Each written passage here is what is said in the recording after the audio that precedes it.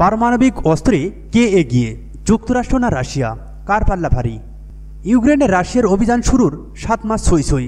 দেশটিতে নিজেদের দখলে থাকা কিছু এলাকায় রুশ সেনারা নাস্তানাবুদ হচ্ছেন, এমন খবর আসছে বিভিন্ন আন্তর্জাতিক গণমাধ্যমে। এরই মধ্যে আংশিক সেনা সমাবেশের ঘোষণা দিয়েছেন রুশ প্রেসিডেন্ট ভ্লাদিমির পুতিন। হুমকি দিয়েছেন প্রয়োজন হলে হাতে থাকা সব অস্ত্র দিয়ে আঘাত হানবেন। সম্প্রতি জাতির উদ্দেশ্যে দেওয়া ভাষণে ওই ঘোষণা ও হুমকি দেন ভ্লাদিমির পুতিন।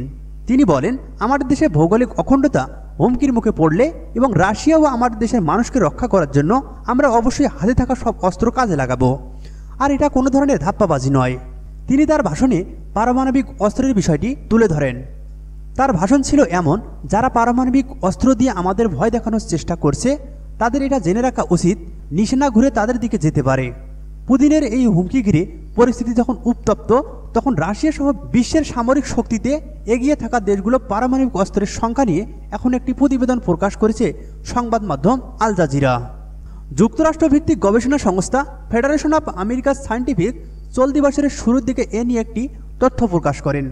তাদের হিসাব বলছে বিশ্বের মাত্র 9টি দেশের হাতে প্রায় 12,700টি পারমাণবিক অস্ত্র আছে।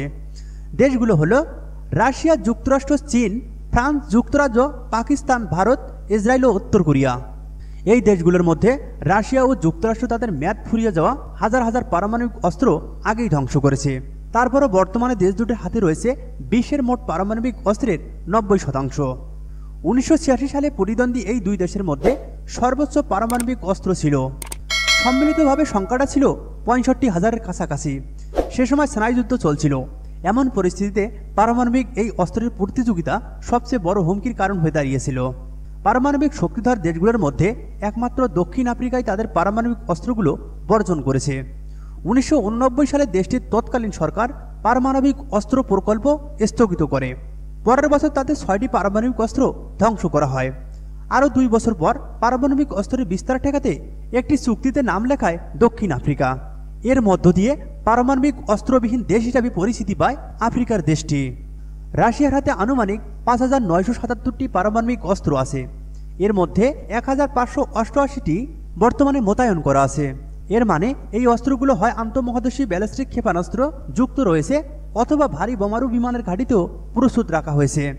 রাশিয়ার 2,889টি পারমাণবিক অস্ত্র তাৎক্ষণিক হামলার জন্য রাখা হয়নি, তবে প্রয়োজন হলে ভবিষ্যতে সেগুলো ব্যবহার করা হবে। বাকি 1,550টি মেয়াদ ফুরিয়েছে, সেগুলো ধ্বংস করা হবে। 1949 সালের 2 আগস্ট তৎকালীন সোভিয়েত ইউনিয়ন তাদের পারমাণবিক অস্ত্রের প্রথম পরীক্ষা চালায়। পরীক্ষার নাম দেওয়া হয়েছিল RDS-1। পারমাণবিক অস্ত্র পরীক্ষা চালানো হয়েছিল কাজাখস্তানে।